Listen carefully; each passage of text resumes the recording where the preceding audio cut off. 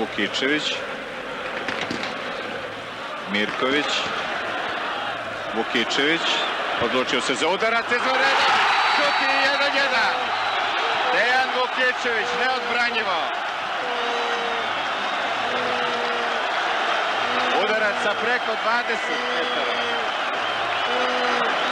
Slave sada navijači Partizana. 60.